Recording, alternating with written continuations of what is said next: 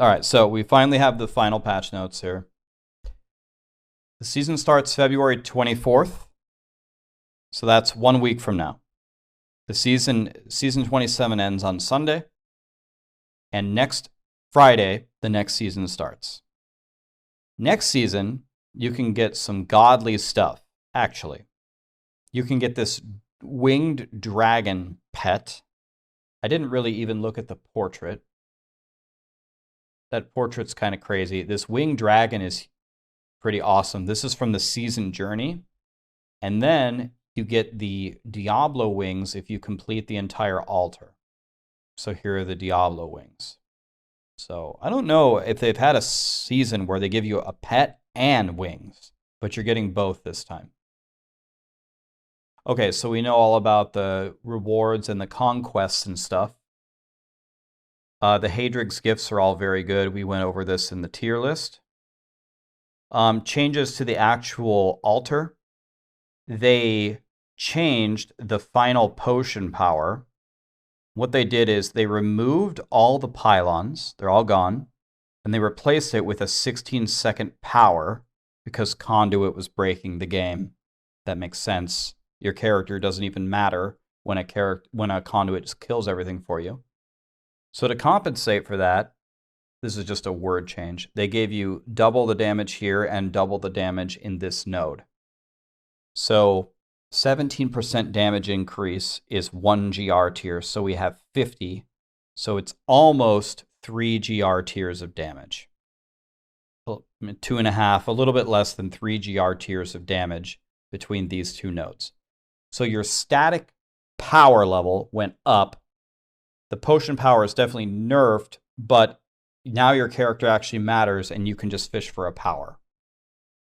It's not bad. We're expecting Flavor of Time to not work with this, so it will be 16 seconds every time, which is a couple of COE cycles. Seems like a good change. Okay, we come down here. Then we have Never-Ending Questions was removed because everyone was complaining about it. I think I was leading the charge there. I did 100 set dungeons and didn't get one of them. You need 4 tomes of set dungeons. They're super easy to get, as we just showed here before. All you do is put on a set dungeon, then you go to Leoric's Manor, okay? You walk in the back right corner, and there is this tome of set dungeons. When you click this, it drops a page. I already got the page. And then you put it in your stash. So you just need to acquire 4 sets, talk to the tome of set dungeons, and then sacrifice them. It's very, very easy. We just proved that you could get multiple pages of the same one. It probably won't work. You need 4 unique pages. And you also can't use your Hadrig's gift because the newest sets don't have a set dungeon. So you have to get 4 sets that aren't the new ones. It should be very easy to do if you're just farming GRs.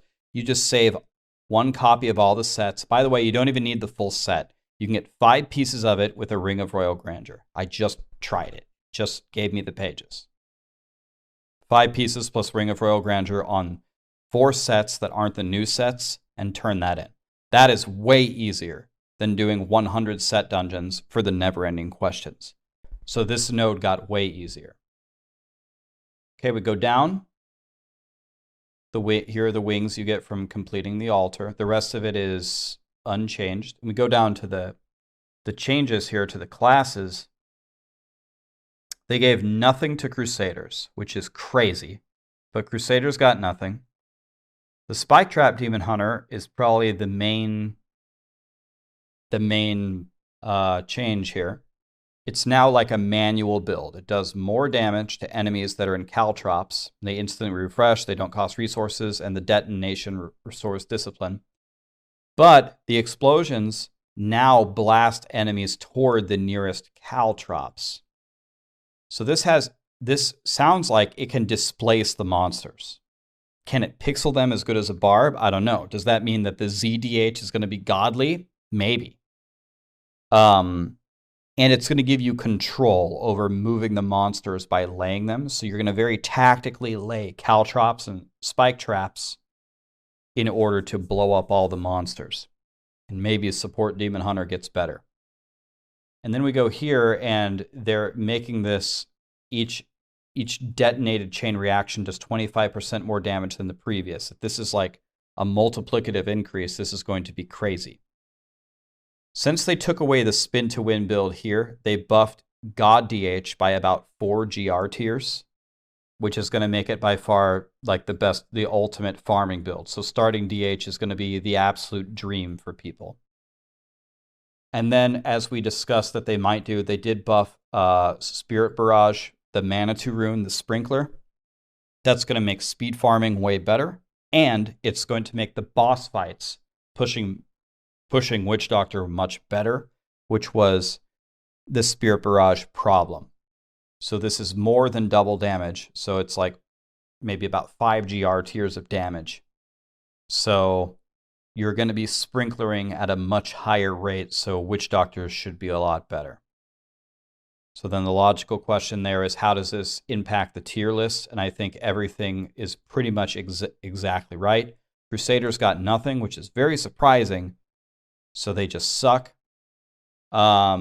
Witch Doctors got that buff, which is going to make their sprinkler better, and God DH and got the huge buff, which makes them the best.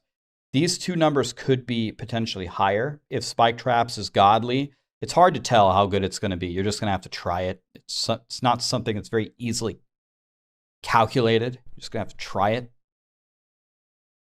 But these two numbers could come up if the Spike Trap is like insanely good. Potentially, if the ZDH can pixel now with Spike Traps, maybe they're going to be close to the best, and maybe they're going to be better than Barb. We'll have to see. But overall, my opinion here is I think these notes are really, really good. I think they fixed the node, the pylon node that was just garbage. I think their rewards are godly with the dragon pet and the wings. I think adding static damage to everybody is better than pumping it all into RNG. I hated the never-ending questions thing. I'm so glad that they got rid of that. This is 100 times easier. Thank you. Appreciate that. I think the Spike Trap DH is way better. Now you're going to actually feel like a trapper. The way it reads like it's going to be very powerful. And it has this cool little displacement effect. So I think all of this is really good. And I think the compensation here, no one should be mad about losing the spin to win build. You don't need 100 spin to win builds. And Witch Doctor's got something. Is this enough to make Witch Doctors a great class? No. Is it enough to make them viable next season with their starter build? Yes. So overall, in my opinion, I think Blizzard did almost all of the right things here. I think their insight into the community and into their game is really helping them make the right decisions for Diablo 3. And it's just too bad that we got these developers on this team so late into Diablo's life. Or maybe they had the same developers, but they didn't have the freedom to do whatever the hell they wanted. Whatever changed internally for Blizzard, it's definitely a completely new look here, and it's why this could be the best season ever, maybe. So yeah, that's a recap of everything.